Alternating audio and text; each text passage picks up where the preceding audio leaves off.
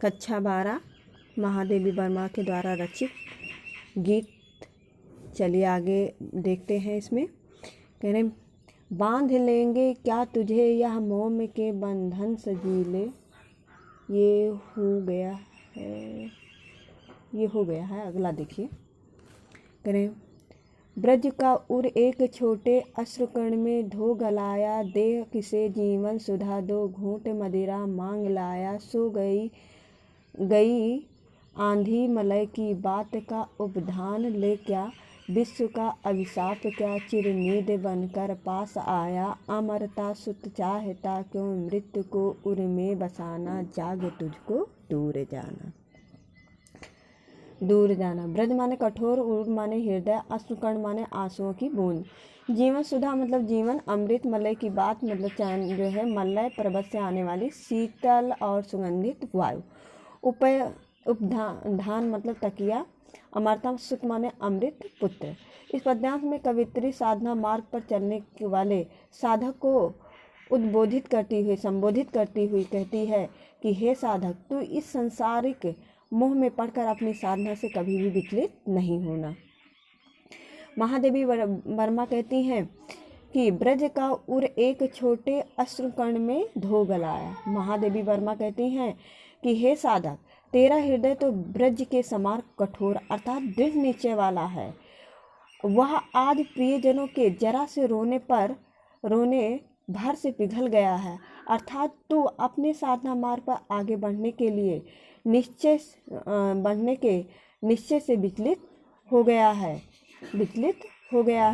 कहें दे किसे जीवन सुधा दो घूंट मदिरा मांग लाया। कहें तेरे अंतर मन में अपार शक्ति या साहस भरी हुई है, किंतु तूने भावनाओं के आवेग में उठे आंसुओं में गलाकर उसे नष्ट कर दिया है। कहती हैं कि तूने अपने जीवन के अमृत रूपी, सुधा मतलब अमृत रूपी, करें तू अपने जीवन की अमृत रूपी शक्ति और साहस को त्याग कर साधना में जीवन को छोड़कर मदिरा पान करने वाले व्यक्ति के समान तुच्छ और आलस्य जीवन जीना कहाँ से सीख लिया है। कहीं सो गई आंधी मलय की बात का उपधान ले क्या। कहते हैं कि ये सब कार्य निरर्थक है जो तेरे योग्य नहीं है। मलय पर्वत से आने वाली हवा का तकिया लगाकर तेरे उत्साह की आंधी क्यों विश्राम करने लगी है। तू सांसारिक आकर्षण में पड़कर अपनी साधना के उत्साह को क्यों शिथिल या कमजोर बना लिया है तुमने। कहते हैं विश्व का अभिशाप क्या चिर नींद बनकर पास आया। अमरता सुत चाहता क्यों मृत्यु को उर में बसाना। कहती हैं कि क्या सांसारिकता के सभी आकर्षण तुझे लिए अभिश्राप बनकर उसे नष्ट कर देगा। हे साधक, तू अविनाशी परमात्मा का अंश है। तू अमर पुत्र है। यहाँ देखिए, अमरता सुत मतलब कहते हैं पुत्र और अमरता मतलब अमृत पुत्र। तू कहते हैं अमर पुत्र है। इसके पश्चात भी तो सांसारिकता के जीवन मृत्यु के चक्र में स्वयं को क्यों बंधक बनाना चाहता है।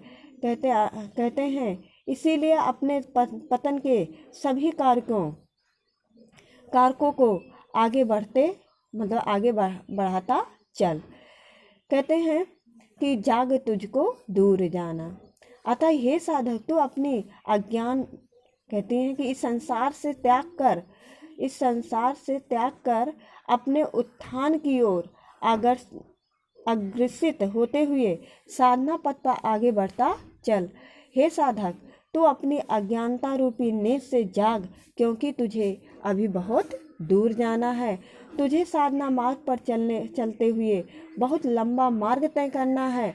इसीलिए कहते हैं इस आलस्य को तू त्याग